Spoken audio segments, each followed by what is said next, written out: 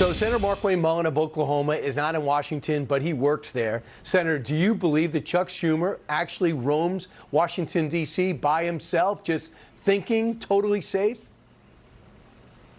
Zero chance. There is less than zero chance that Chuck Schumer even walks farther than just getting into his limo that he gets ushered around by his protective service detail. And let me tell you, he's not walking anywhere by himself. He doesn't walk down the halls of Congress by himself. So there's no chance that is taking place. And we should be applauding President Trump for doing this. I mean, why wouldn't we want people from our states coming to the nation's capital and visitors from around the world come to the nation's capital and feel safe?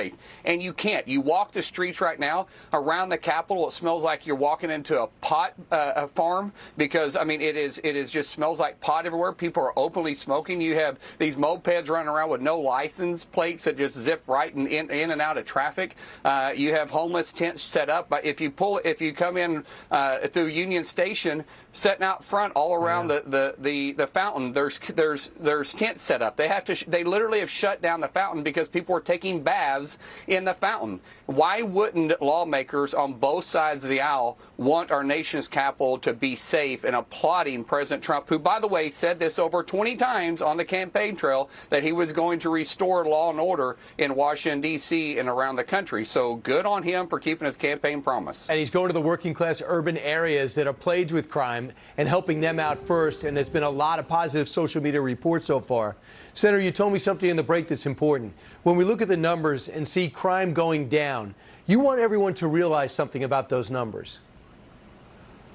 Yeah, the left media and the leaders in the Washington, D.C., especially the and I will say this, the very racist mayor, and people may get eyebrows when I raise that, but he's the one that brings in race into the conversation. So he's the one that's pointing the fingers at it, and when you point one finger, you got three pointing back at you.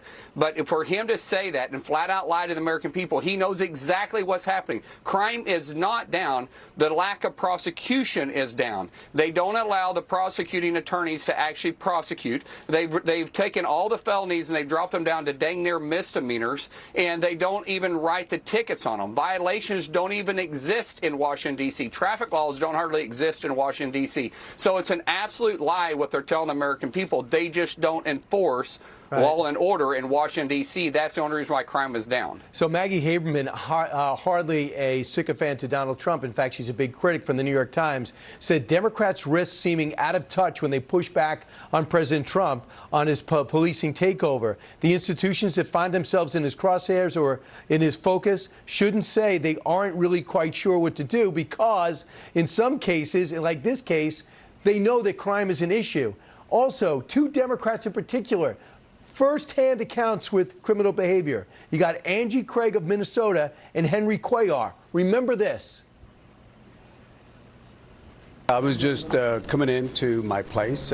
Three guys came out of nowhere and they pointed guns at me. They said they wanted my car. I said, sure, you got to keep calm in those situations. And then they took off. They recovered the car. They had masks, but you could still see that they were young.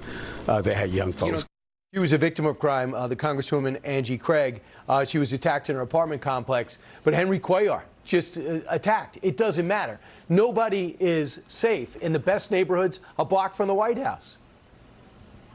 Well, Brian, even with the fact that they're not prosecuting crimes, homicide rates in Washington, D.C. is the largest and by far the highest of any other large city in the nation. If you look at car theft only, if Washington, D.C. was a state, Washington, D.C. would be 3 times higher than any other state. And we're talking about a city. We're comparing it to full states. And by the way, I'm not joking when I say this. I drive around in Washington, D.C. in my Jeep, and yes, I do drive myself, and I don't buckle up. And the reason why I don't buckle up, and people can say whatever they want to, they can raise their eyebrows at me again, is because of carjacking. I don't want to be stuck in my vehicle when I need to exit in a hurry because I got a seatbelt around me. And I wear my seatbelt all the time, but in Washington, D.C., I do not, because it is so prevalent of carjacking. And I don't want the same thing happen to me, what's happened to a lot of people that work on the Hill. So, Senator, the other thing is it's in your lap when you get back. 30 days is probably going to be up. And he's going to have to ask Congress for permission to keep it going. So if they're seeing positive results, would you be somebody that would vote to extend the National Guard presence, the FBI presence, the Park Police presence in D.C.? Absolutely, without hesitation, and every Democrat should vote along with it, too, because the chances of this city being cleaned up in 30 days is going to be very tough. It might happen. If anybody can do it, it'll be President Trump, but we're going to need a longer stay because you're not going to change behavior of individuals in 30 days. That's for dang sure. Thanks so much. Senator Markwayne Mullin, thanks so much for your time. I look forward to seeing you back in Washington.